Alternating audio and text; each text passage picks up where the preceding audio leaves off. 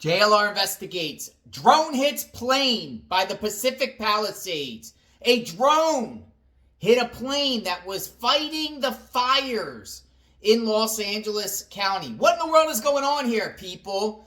What are those Canadian super scoopers that we've been hearing about that goes into the water to collect water to battle the flames? Was flying in the sky and a drone hit it and put a dent in it. FAA investigation, authorities talking about this. Whoever the drone operator is could be criminally charged for this drone incursion. That's what they're calling it. Let me give you some information about this drone crashing into a plane. Check it out. One important topic I want to talk about is that we did have a drone incursion yesterday at the Palisades fire. Unknown exactly what time this small drone hit the wing of our CL-415 Super Scooper aircraft that we currently have on contract from the province of Quebec. The pilots were unaware that they hit the drone.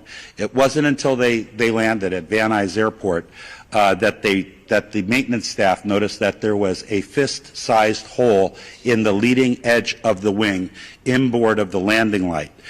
That Super Scooper will be prioritized for repair 24/7. It should be flying Monday. We only have 2 of them. Everyone should know, all of your viewers, flying a drone in the fire traffic area is not only dangerous, but it's illegal. We do have our federal partners behind the scenes are going to be implementing procedures to be able to follow drones in our 2 large fire areas, and they will be able to identify who the operator of that drone is. The most important thing to know is that if you fly a drone at one of these brush fires, all aerial operations will be shut down. And we certainly don't want to have that happen. We understand that Super Scooper was hit by a drone while flying in the Palisades fire this afternoon. We're told the plane is expected to be able to fly again tomorrow. That's very good news because typically we only have 2 of these. Crews out there have the drone that hit the plane. The FAA wants to remind people it's a federal crime to interfere with firefighters and their operations. And flying a drone near wildfires is not only dangerous, it's not recommended, it's illegal. This aircraft, as I said, once again expected to fly tomorrow. We can tell you David Bigger is with us right now. You not only are a pilot, but you know a lot about this. The whole drone situation being up over the area. Well, yeah, so the thing is, as soon as fires start breaking out, one of the first things that they start coordinating at the FAA is putting up a flight restriction. There's a flight restriction over the entire Palisades fire from the surface up to 7,000 feet.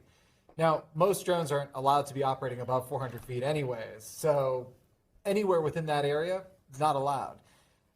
Part of the concern that always exists for firefighting aircraft is they're flying pretty low. They're doing a lot of water drops and retardant drops. And if a drone, let's just say, was sitting at 400 feet or something like that, some people do fly higher than that, which is not allowed. But if a drone is at 400 feet and they're going in to try to make some sort of precision water drop, they can end up striking that. That's always the concern.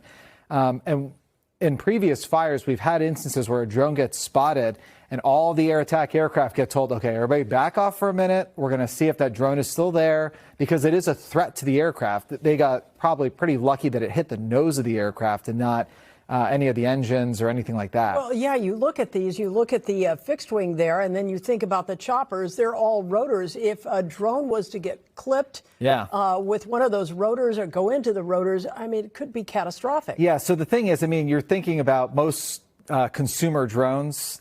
You're probably going, well, it's just a bunch of plastic and materials, but the batteries themselves are pretty dense, and not to mention lithium-ion batteries are a little explosive if you end up cutting one. You know, it doesn't take a lot to make small damage to things. And Colleen brings up the whole helicopter rotor thing. They are incredibly perfectly balanced, these rotors. You start chipping away at them and doing damage to them with a drone, that's significant. Obviously, not a helicopter. Who was the drone operator? Some people say the drone operator, and I have a name.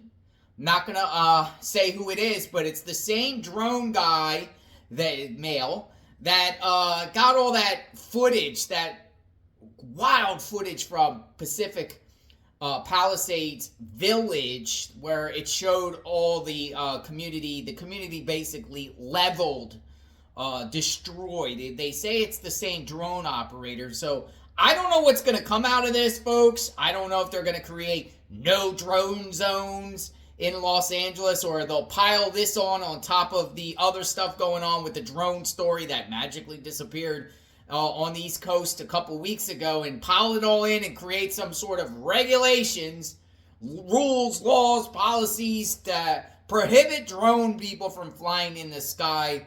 A lot of people have drones, but the drones, in this particular case, you know, some of that footage is important footage to get out there for the public to see the firsthand damage of what's going on. So hopefully we don't get any drone accidents. Maybe the plane flew into the drone.